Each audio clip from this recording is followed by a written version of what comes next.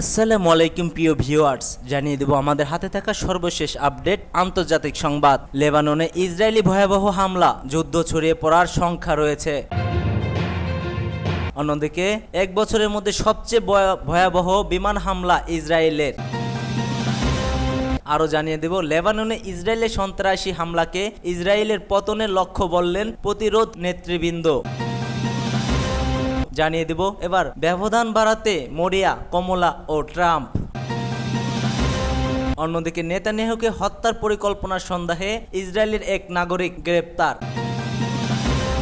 এবং সর্বশেষ জানিয়ে দেব লেবাননে বিস্ফোরিত পেজার বানিয়েছিল ছদ্মবেশী ইসরায়েলি কোম্পানি। এতক্ষণ শুনছিলেন সংবাদ শিরোনাম, এবার বিস্তারিত। ভিডিওটি ভালো লাগলে অবশ্যই লাইক করবেন, সাবস্ক্রাইব করে আমাদের সাথেই থাকবেন এবং কে কোথা থেকে আমাদের ভিডিও দেখছেন অবশ্যই কমেন্টস বক্সে জানিয়ে দিবেন। লেবাননে ইসরায়েলের ভয়াবহ হামলা, যুদ্ধ ছড়িয়ে পড়ার সংখ্যা। দক্ষিণ লেবাননে হিজবুল্লাহ যোদ্ধাদের লক্ষ্য করে দেশটিতে বিমান হামলা চালিয়েছে ইসরায়েলি সামরিক বাহিনী। তারবিহীন যোগাযোগ যন্ত্র, পেজার ও রেডিও বিস্ফোরণের পর দেশটির দক্ষিণ অঞ্চলের এ হামলা চালায় ইসরায়েল। এই ঘটনায় তাৎক্ষণিকভাবে হতাহতের খবর সামনে আসেনি। এছাড়া উত্তেজনা ও সংঘাত আরও না বাড়ার সংযমের আহ্বান জানিয়েছে যুক্তরাষ্ট্র ও যুক্তরাজ্য। শুক্রবার এক প্রতিবেদনে এই তথ্য জানিয়েছে বার্তা সংস্থা রয়টার্স। প্রতিবেদনে বলা হয়েছে, গত প্রায় এক বছরের যুদ্ধের মধ্যে ইসরায়েল যুদ্ধ বিমানগুলো গভীর রাতে দক্ষিণ লেবাননের সবচেয়ে তীব্র হামলা চালিয়েছে। পশ্চিমাদের পক্ষ থেকে সংযমের আহ্বানের মধ্যে হওয়া এই হামলা ইসরায়েল এবং লেবাননের সশস্ত্র গোষ্ঠী হিজবুল্লাহর মধ্যে সংঘর্ষে আরও বাড়িয়ে তুলেছে। হোয়াইট হাউস বলেছে, সংকটের কূটনৈতিক সমাধান অর্জন সম্ভব এবং সেটিই জরুরি। এছাড়া ইসরায়েল ও হিজবুল্লাহর মধ্যে অবিলম্বে যুদ্ধবিরতির আহ্বান জানিয়েছে ব্রিটেনও। হোয়াইট হাউসের মুখপাত্র কারিন জ্যাপিয়ারের এক ব্রিফিংয়ে বলেছে, সংঘাত উত্তেজনা সম্ভাব্য বৃদ্ধির বিষয়ে ভীত এবং উদ্বিগ্ন যুক্তরাষ্ট্র। এদিকে ইসরায়েলি সামরিক বাহিনী বলছে, গভীর রাতে চালানো এই অভিযানে তাদের যুদ্ধ বিমানগুলো 2 ঘন্টারও বেশি সময় ধরে দক্ষিণ লেবাননের শত শত মাল্টিপল রকেট লঞ্চার ব্যারেলে আঘাত করেছে। সেগুলো কিছুক্ষণের মধ্যেই ইসরায়েলের দিকে নিক্ষেপ করা হতো।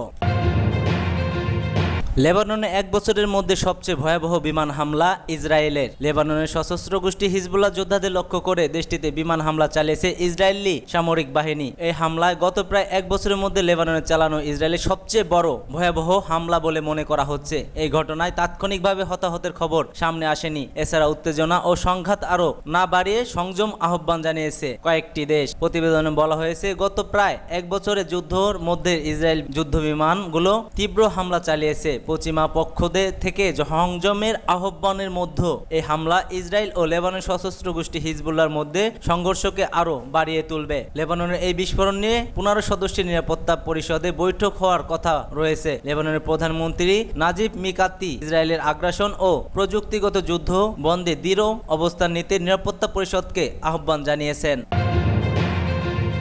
ইসরায়েলের সশস্ত্র হামলাকে ইসরায়েলের পতনের লক্ষ্য বলেন প্রতিরোধ নেতৃবৃন্দ।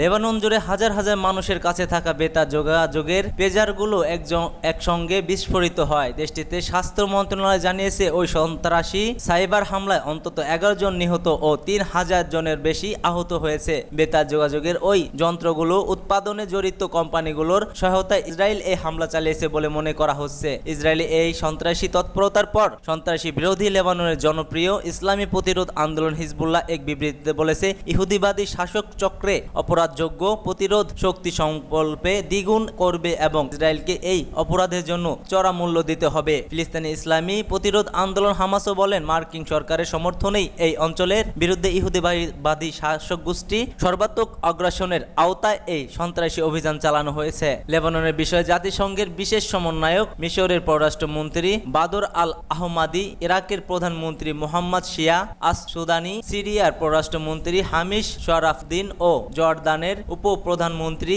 ও পররাষ্ট্রমন্ত্রী আইমান আসফাফিও লেবাননের বেসামরিক জনগণের উপর ইসরায়েলি সন্ত্রাসী হামলার তীব্র নিন্দা জানিয়েছে। খবর পার্স টুডে। এবার ব্যবধান বাড়াতে মরিয়া কমলা ও ট্রাম্প।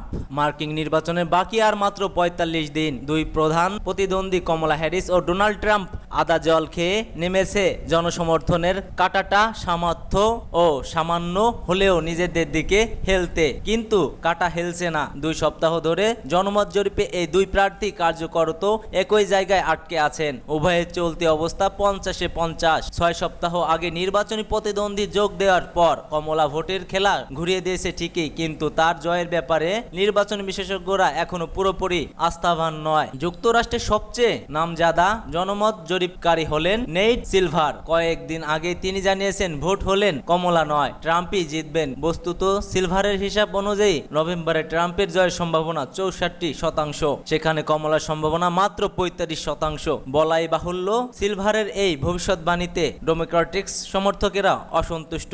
আত্মক্ষেপ সমর্থন করে সিলভার অবশ্যই বলেছে, সব তথ্য উপাত্ত মাথায় রেখেই তিনি এমন সিদ্ধান্ত পৌঁছেছেন। তার ধারণা 2016 সালে হিলারি ক্লিনটন যেমন মোট ভোটের হিসাবে অনেক এগিয়ে থেকেও ইলেকটোরাল ভোটের পরাস্ত হয়েছেন, তেমনি কমলার ক্ষেত্রেও এই ঘটনা ঘটতে পারে। নানা মহলের আলোচনার শিকার হয়ে অথবা নতুন উপাত্ত হাতে পেয়ে নেইট সিলভার অবশ্যই তার মত বদলেছেন। ট্রাম্পের সঙ্গে সফল বিতর্কের পর সামান্য হলেও কমলার জনসমর্থন বেড়েছে। সে উপাত্তের ভিত্তিতে সিলভারের নতুন নির্বাচনী মডেলে এই মুহূর্তে কমলা ও ট্রাম্পের জয়ের সম্ভাবনা 50-50। 2020 সালের নির্বাচনে ট্রাম্পের সমর্থকদের একটি চেষ্টা ছিল ভোট গণনার সত্যতা অস্বীকার করা। জানা গেছে এবারের নির্বাচনে রিপাবলিকান পার্টি 60টি ব্যালট গ্রাউন্ড অঙ্গরাজ্যে নির্বাচনী ভোট কমপক্ষে 230 জন প্রতিনিধি মনোনয়ন দিয়েছে, যার গত নির্বাচনে ফলাফল অস্বীকার করেছিল। কমলাকে ভোটের হারাতে না পারলে এই নির্বাচন অস্বীকারীরা চাতুরীর আশ্রয় নেবে, সেই কথা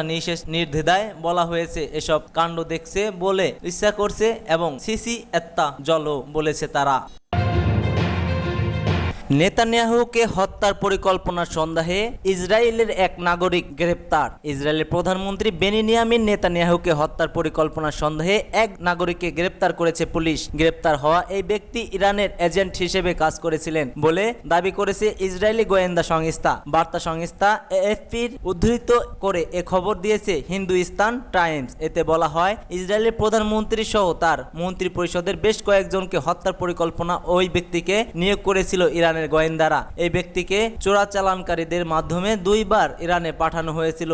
এর জন্য তাকে মোট অঙ্কের অর্থ প্রদান করা হয়েছে বলে তাদের অভিজাত্য।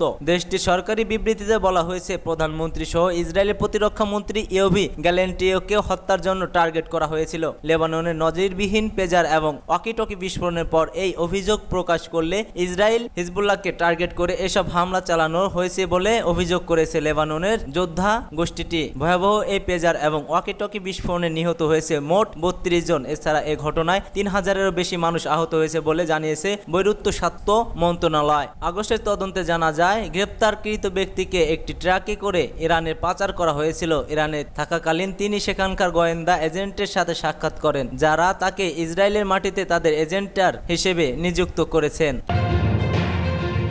বিস্ফোরিত পেজার বানিয়েছিল ছদ্মবেশী ইসরায়েলি কোম্পানি। আর একটু সহজ করে বললে, বিএসি আসলে ইসরায়েলি মালিকা অধীন ছদ্মবেশী কোম্পানি। নাম প্রকাশে অনিচ্ছুক 3টে গোয়েন্দা সূত্রে বরাতে জানা গেছে, ইসরায়েলের বিএসি ছাড়াও আরও 2টি ছদ্ম কোম্পানি তৈরি করেছিল, যাতে করে যারা পেজার উৎপাদন করে তাদের পরিচয় গোপন করা যায়। বিএসি অন্য গ্রাহকদের জন্য নিয়মিত পেজার তৈরি করার সময় হিজবুল্লাহর জন্য আলাদাভাবে কিছু পেজার তৈরি করেছিল এবং সেগুলোর মধ্যে বিস্ফোরিতযুক্ত ব্যাটারি ছিল। পেজারগুলোকে 2022 সালের দিকে প্রথমে একটি ছোট চালানে লেবাননে পাঠানো হয়। হিজবুল্লাহ 3টি সূত্র জানিয়েছে, নাসরুল্লাহ হিজবুল্লাহর ভেতরে মোবাইল ফোন নিষিদ্ধ করেন এবং বেশি বেশি পেজার ব্যবহারের উপর জোর দেন। একই সঙ্গে মোবাইল ফোনের মাধ্যমে গুরুত্বপূর্ণ আলাপ না করার নির্দেশও দেন তিনি। তার নির্দেশনার পর থেকে লেবাননের পেজারের চালান উল্লেখযোগ্য বৃদ্ধি পেয়েছে। হাজার হাজার হিজবুল্লাহ কর্মকর্তা ও সদস্যদের মধ্যে পেজারের ব্যবহার ব্যাপক বেড়ে গেছে বলেও জানিয়েছেন 2 মার্কিন গোয়েন্দা কর্মকর্তা। যদিও হিজবুল্লাহ এই ডিভাইসগুলোকে নিজেদের প্রতিরক্ষার জন্য গুরুত্বপূর্ণ হাতিয়ার বলে মনে করত, কিন্তু ইসরায়েলি গোয়েন্দারা এগুলোকে রিমোট ডেটোনেটর হিসেবে ভেবেছিলেন, যার প্রমাণ পাওয়া গেছে গত মঙ্গলবারে। খবর ইত্তেফাক।